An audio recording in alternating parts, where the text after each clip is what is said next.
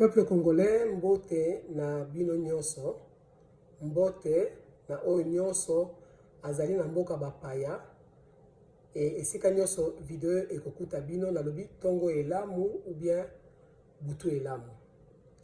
Voilà, nauti ko créer compte oyasika, na bengi yango la tribune de Marie-Josée Ifoku, pona koyeba kosolola na bino mwa moke, na makambo nyonso oyo ezali koleka na mokili mobimba, et puis oyo ezoleka particulièrement na mboka na biso. Nalingaki na mi présenter moi moke kaka, puisque na tie déjà na kati ya compte ya YouTube portrait na ngai oyo nasalaka kala na 2018 na tango ya campagne présidentielle pona ba oyo bayebi ngai te comme nanga Marie-Josée Ifoku. Donc soko lingo eba un peu plus soko ko kota na kati ya vidéo wana na kanisa na résumé qui un peu vi na ngai. Mais ceux qui motuna mosusu ezali problème ezate na zona pona bino bokoki ko tuna ngai pe na koyeba ko yano la bino. Na lingaki ya liboso na expliquer bino pona nini na poni to so na lingala. Et na kanisa ke malembe selon vision onga na zona ngo pona kotonga mboka boko sosola pona nini na poni ko solola na monoko ya mboka. Mais point ya liboso bokoki ko kanga déjà ko solola na monoko ya mboka ezali ko lakisa déjà une unité nationale. Ko lakisa déjà que tozali une nation. Donc ezali élément moko important pona ngai na kati ya vision na zanango pona kokende liboso. Donc malembe bobano sosola pona ni maman Marie-Josée a préféré à solola na lingala que na français. Mais na respecté pe ba o mosusu ba yebi ko lo balingala malamu te pe bazali na kati ya mboka na biso parce que bazana ba coin mosusu o ba lo balingala te. Alors ba lo ba souvent na français. Donc to sali pe to créer page mosusu page web o to bengi yango pe la tribune de Marie-Josée Ifoku kuna ba document nyonso e ko bandozala na français.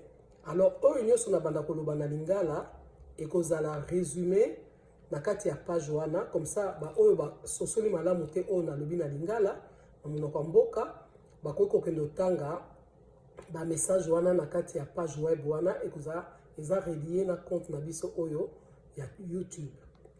Donc voilà, na lingala banda mbala moko kaka na likambo oyo ezoleka na mokili ya COVID-19 parce que y a des préoccupations na biso ya liboso.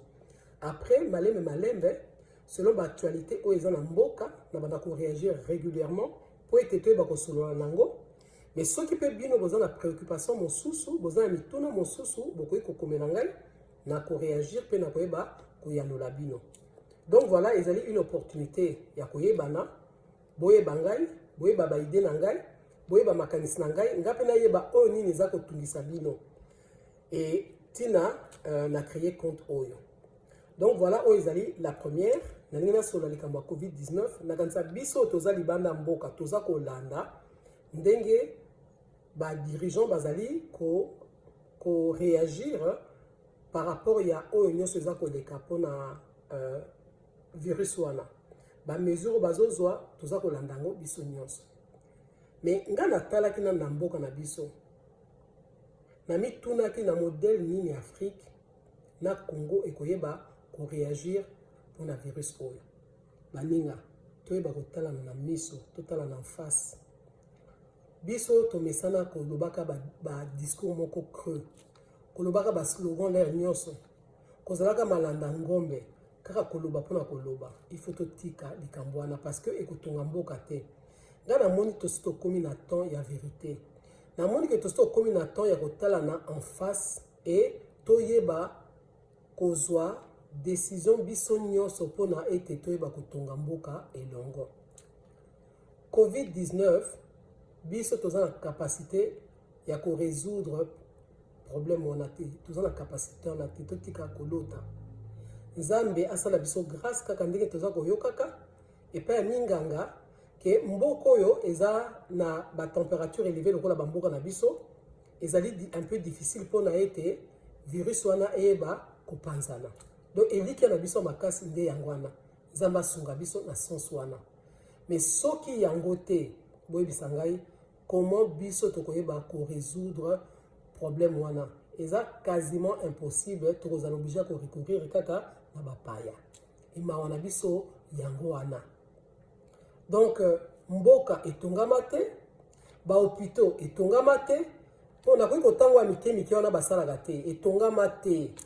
Ngai nakenda na intérieur ya pays eloko moko ezali te eza zamba ezali pasi na pasi parce que Congo eza kaka Kinshasa te mais Kinshasa ye moko pe aza na kati ya pasi déjà.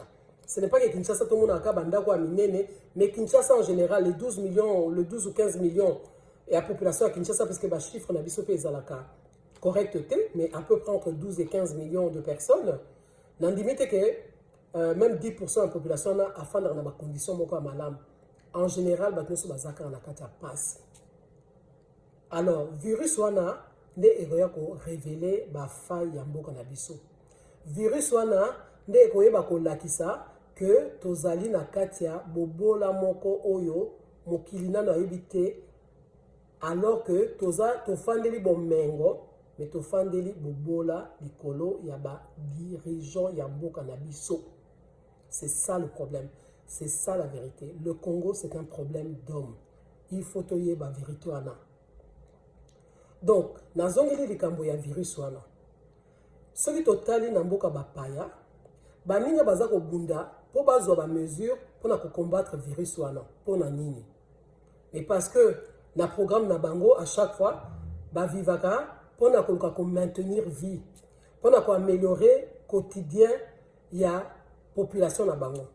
Mais biso e pa na biso za makambo moko esala makate même la vie à tous les jours jamais batika ko luka ba solution pour ko améliorer quotidien ya congolais. Bo yebisanga e ko sala mandenge na virus.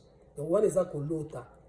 Pour ngai virus wana eza eko bimisa siko ba virus véritable auto na wana mboka to wana ba virus ebele la vision na biso à ANC na benga ngo la rupture du système wana banda depuis le 1er juillet 1885 donc ne malembe ko limbola bino pour na nini na bandi ko lobela ko solola na bino tibo comprendre problème na ngai ezali nini donc tokozonga na ebandeli. Et Bandinapse ezali nini le 1er juillet 1885 l'ère Tobotamaka comme Congo. Tobotama lokola bien ya mutumoko le roi Léopold. Donc Tobandela wana à partir ya lobby nakenda mino malembe po sosola ba virus nini otozana wana kati ya mboka lelo wana ezali libandeli mais système etikala les virus qui sont aux anango et ils ont empêché Congolais à vivre à la dignité. Totikala ba esclave banda to bota matilelo to zakara ba esclave. Alors ngai na ko solana bino pour ko bisa bino que il y a moyen to bima na kati ya likambo yo to koma totalement libre. To tiko bima na kati ya fête ya Pâques. Jésus-Christ tango asekwaki tango akufaki liboso akitaki na mabele pour que no fungola biso ba porte nyoso ezaki ya kokangama ba problème na biso nyoso ezaki na se akamata kumbana kinango asekwaki na yango ya wana to sepelaki dimanche ya Pâques pour ko célébrer délivrance et ce qui peut tozongi na kati ya Ancien Testament ezaki toujours histoire ya libération donc Pâques ezali histoire ya libération donc est tombé bien période tozanango nga na ye vers bino pour to solola makambo ya libération ya peuple congolais. Pour eux, nous sommes allés dans mboka sikoyo, ezali ba aventure, o tozo monaka bitumba entre deux camps, biso to fandi to assistaka na yango lokola un spectacle. Alors, malembe, chaque jour, nous avons envoyé une vidéo pour na boye ba kolanda moke oyo na lingina limbola bino po ete biso nyonso to sangana lokola motomoko, lokola batija kombo na simbaka, a na zala mboka bapaya na tambulaki na kombo na ngate malheureusement. Donc, je ne peux pas comprendre que les Congolais moko na tango toko sangana toko mi mutu moko alors toko yeba kokende ko kombola ba oyo nyonso bazo ko empêcher peuple congolais à kende liboso. Donc voilà, ça c'est la première vidéo oyo na tindeli bino et lobby na ko continuer ko betela bino du solo malembe tiete bo sosola et loko ni maman Marie-Josée alingi ko lobela biso et de quelle manière ya lingi to sala pona to kabwana to zala totalement délivré to bimana bongo voilà et on a encore le bayangona à partir à lobby borozo sous vidéo mususu po bolanda ndenge nini to koyeba ko bimana kati ya bongo. Donc voilà, na remercier bino, à bientôt, à demain, merci beaucoup.